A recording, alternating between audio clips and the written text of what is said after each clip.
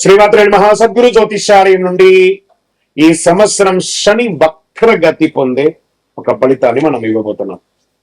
ఇది శని భగవానుడు జూలై 27, 2026 సోమవారం మీనరాశిలో వక్రగతిని ప్రారంభిస్తున్నారు.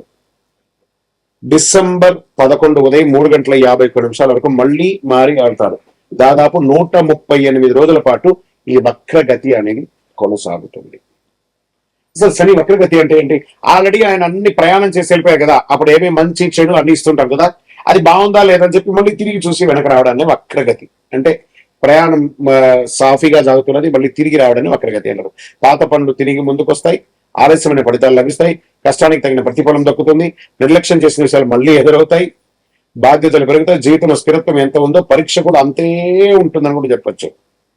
మరి యొక్క ఎవరిని ఎక్కువ ప్రభావితం చేస్తుంది ఈ యొక్క వక్రగతి అని అంటే, శని ప్రకృతి ప్రభావం ముఖ్యంగా వీరిపై చాలా గొప్పగా ఉంటుంది. ఎలా అంటే ఏళ్ళనాటి శని 7.5 ఉన్న వాళ్ళకి, అష్టమ శని, అర్ధాష్టమ శని, శని మహర్దశ, శని అంతర్దశ, జన్మ కుండలిలో శని భగవానుడు బలహీన పడడం, వీళ్ళందరికీ కూడా ఇబ్బందులు వచ్చే అవకాశం లేదు.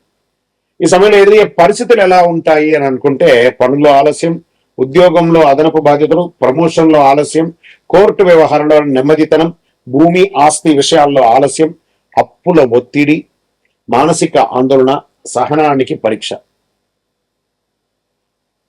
మనం ఏం పాటిస్తే బాగుంటుంది ఈ సమయంలో అని అంటే, అవసరం లేని అప్పులు తీసుకోవద్దు. ఈ వక్రగతి శని వక్రగతి ఎప్పుడు కోపంతో నిర్ణయాలు తీసుకోకూడదు, ఉద్యోగ మార్పుల్లో తొందరపడద్దు, తొందరపడి పై అధికారులను చెప్తే రిజైన్ చేసేయడం లాంటివి చేయకూడదు, వాహనం నడిపేటప్పుడు ఫోన్ మాట్లాడడం లేదా అతి స్పీడ్ వెళ్ళడం చేయకూడదు, పెద్దలను గౌరవించాలి, ప్రారంభించే పనిని పూర్తి చేయాలి, ఆరోగ్యాన్ని నిర్లక్ష్యం చేయకూడదు, ఖర్చులను నియంత్రించాలి.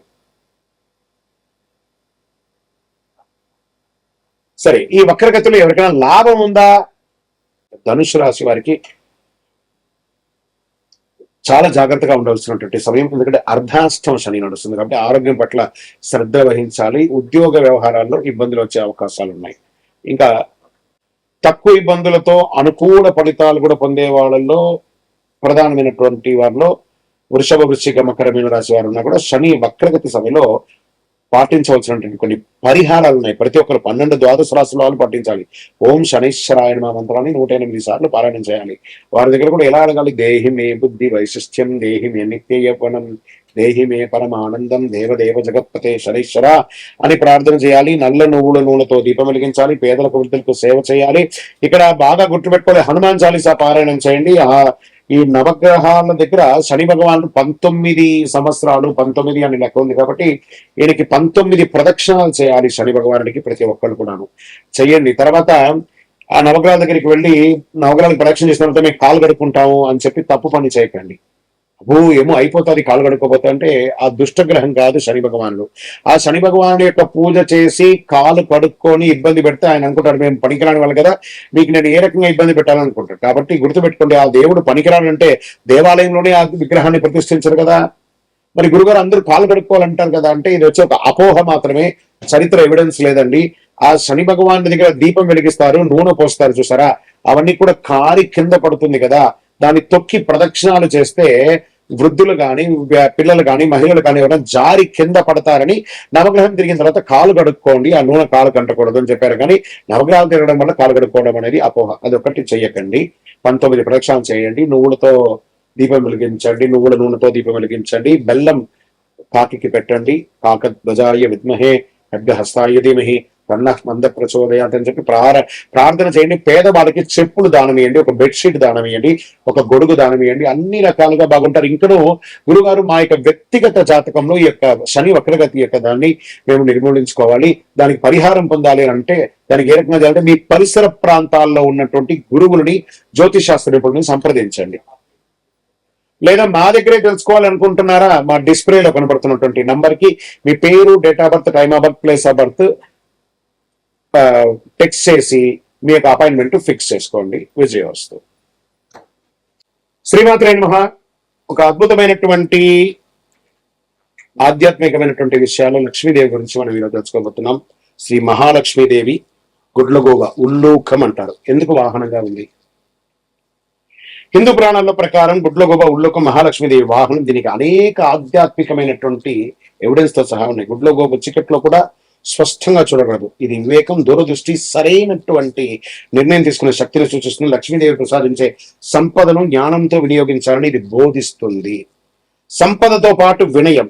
సంపద వచ్చినప్పుడు అహంకారం, లోభం పెరగకుండా జాగ్రత్త ఉన్న గుడ్లగూబ సూచిస్తుంది. ధనాన్ని ధర్మబద్ధంగా వినియోగించడానికి సందేశంగా నిలుస్తుంది. అజ్ఞానాన్ని తొలగించడంలో గుడ్లగూబ రాత్రిపూట చురుకుగా ఉంటుంది. అంటే అజ్ఞానంలో రాత్రిపూట చురుకుగా ఉంటుంది చూసారా. చీకటి అంటే అజ్ఞానం, వెలుగు అంటే జ్ఞానం. అజ్ఞానం తొలగించి సత్య మార్గం నడిపించే లక్ష్మీ కృపకు ప్రతీకగా నిలబడుతుంది. ఐశ్వర్యానికి కాపరి. పురాణ సంప్రదాయ ప్రకారం గుడ్లగూబ సంపదను కాపాడే శక్తిగా ప్రతీక సంపాదించి ధనం నిలవాలంటే అప్రమత్తంగా అవసరమని తెలియజేస్తుంది అనమాట. శాస్త్ర సంప్రదాయ ప్రకారం కొన్ని ఆగమ పురాణ సంప్రదాయాలు మహాలక్ష్మీదేవిని ఉల్లూక వాహిని, గుడ్లగూబను వాహనంగా ధరించినది అనే అర్థం కూడా ఉంది. అయితే అన్ని ప్రాంతాల చిత్రంలో గుడ్లగూబలు తప్పనిసరిగా కనిపించదు. కొన్ని ఆలయ సంప్రదాయాలు ఆమె పద్మాసనంలో లేదా ఏనుగుతో గజలక్ష్మి రూపంలోనూ చిత్రీకరిస్తూ ఉంటారు. సంపద ఒక్కటే సరిపోదు, సద్వినియోగం చేసే వివేకం, వినయ, ధర్మబుద్ధిని. శుక్రవారమే లక్ష్మీదేవిని ఎందుకు పూజిస్తారు?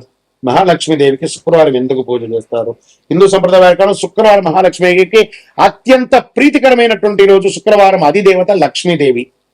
జ్యోతిశాస్త్రంలో శుక్రగ్రహం, వీనస్ అంటారు కదా, సంపద, ఐశ్వర్యం, సౌందర్యం, సుఖ సంతోషాలు, కళలు, దాంపత్యం వంటి విషయాల్లో కారకుడు. శుక్రగ్రహానికి చెందిన రోజుగా భావిస్తారు కాబట్టి అందులో ఆ రోజు లక్ష్మీదేవిని ఆరాధించడం శుభప్రదమైనటువంటి విశ్వాసం. ఐశ్వర్యాన్ని ప్రసాదించే రోజు. ధనాభివృద్ధి, కుటుంబ సంపద, వ్యాపారాభివృద్ధి, దాంపత్యాభివృద్ధి, శుభ కార్యక్రమాలు కలగాలంటే సంప్రదాయ విశ్వాసం కూడా ఉంది. గృహలక్ష్మి ఆరాధనగా భారతీయ కుటుంబ సంప్రదాయంలో శుక్రవారం ఇంటిని శుభ్రపరిచి ముగ్గు వేసి దీపం వెలిగించే లక్ష్మీదేవిని ఆహ్వానించడం ఆనవాయితీగా వస్తున్నట్టుంటది.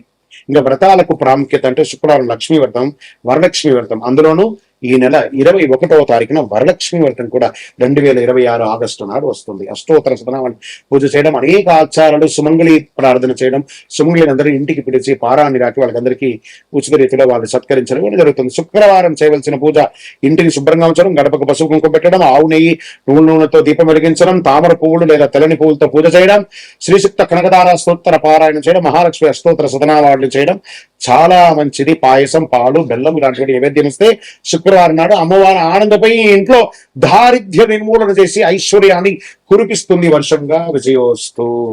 అమ్మవారికి కమలే ఓం శ్రీం హ్రీం క్లీం కమలే కమలాలయే వసీద ప్రసీద శ్రీం హ్రీం శ్రీం మహాలక్ష్మి నమః. అమ్మవారికి కమలాలంటే ఎందుకు ఇష్టం? లక్ష్మీదేవికి కమలం అంటే శ్రీ మహాలక్ష్మీదేవిని దాదాపు ప్రతి చిత్రంలో విగ్రహంలో కమలంలో ఆశీనురాలుగా లేదా చేతుల కమల పుష్పాన్ని ధరించే విధంగా దర్శిస్తుంటాం. కమలం లక్ష్మీదేవికి అత్యంత ప్రీతిపాత్రమైనటువంటి పుష్పం. చూడండి, ఆ కమలం పుట్టడం వచ్చి బురదలో పుడుతుంది. ఆ బురదలో పుట్టిన తర్వాత ఆకు కూడా విచ్చుకుంటుంది, పువ్వు కూడా విచ్చుకుంటుంది. ఆ బురద ఆ పువ్వు కానీ ఆకు కానీ ఎక్కడెక్కడ కొంచెం కూడా ఉంటుంది. అంటే ఎక్కడి నుంచి వచ్చామనేది కాదు, ఎక్కడికి చూస్తుంది, ఎక్కడికి వెళ్తుంది అనేది ఆ యొక్క పుష్పం యొక్క అనుకూలమైనటువంటి పవిత్రతకు ప్రతీక.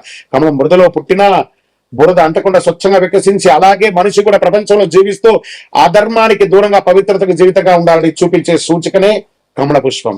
ఐశ్వర్యానికి చిహ్నం. కమలం వికసించడం అంటే అభివృద్ధి, శ్రేయస్సు, ఐశ్వర్యం. అందుకే లక్ష్మీదేవిని పద్మ కమల, పద్మాలయ, పద్మప్రియ వంటి నామాలతో స్తుతిస్తూ ఉంటారు. మహావిష్ణువుతో అనుబంధం. మహావిష్ణువు నాభి నుండి కమలం ఉద్భవించింది.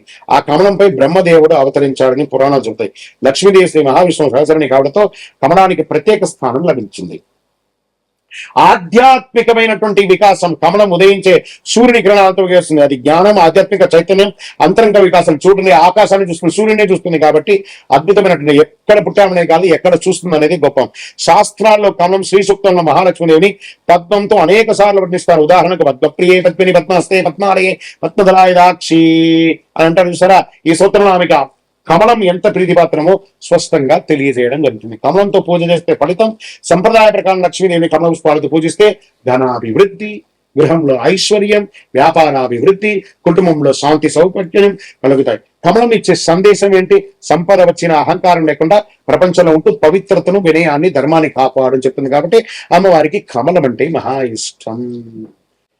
ఈ అష్టలక్ష్ములు ఎవరు? ఒక లక్ష్మి చాలదా? ఎందుకు అష్టలక్ష్ములు అంటే ఒక్కొక్క దేవుడికి ఒక్కొక్క అవతారాలు ఉంటాయి సార్, ఒక్కొక్క దేవతకి. అలాగే లక్ష్మీ అమ్మవారికి అష్టలక్ష్ములు శ్రీ మహాలక్ష్మీదేవి యొక్క 8 దివ్య స్వరూపాలు. ప్రతి స్వరూపం ప్రతి జీవితంలో ఒక ప్రత్యేకమైన ఐశ్వర్యాన్ని సంపాదిస్తుందని హిందూ సంప్రదాయ ప్రకారం చెబుతుంది. సంపద అంటే కేవలం ధనం మాత్రమే కాదు, ధైర్యం, జ్ఞానం, సంతానం, విజయం, ఆహారం, ఆధ్యాత్మిక శాంతి కూడా ఐశ్వర్యమే. ఇందులో మొట్టమొదటిది ఆదిలక్ష్మి, మహాలక్ష్మి యొక్క మూల స్వరూపం.